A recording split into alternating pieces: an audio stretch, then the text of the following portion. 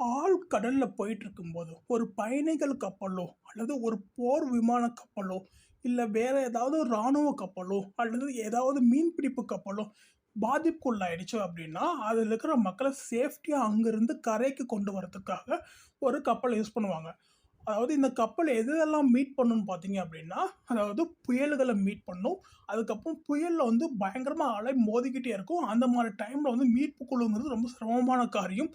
இது மாரி டைம்ல வந்து நீர்மூழ்கி கப்பலையும் இந்த கப்பல் அனுப்பும். இந்த மாரி டைம்ல வந்து இந்த கப்பல் வந்து ஹெலிகாப்டர்ஸையும் அனுப்பும். இது மாரியா நீர்மூழ்கி கப்பல், ஹெலிகாப்டர்ஸ் எல்லாம் அனுப்பி அங்க இருக்கிற மக்கள சேஃபா கொண்டு வரும். இந்த கப்பலுக்கே ஏதோ ஒரு பிரச்சனை அப்படின்னா லைஃப் போட் இருக்கு. ஓகேங்களா?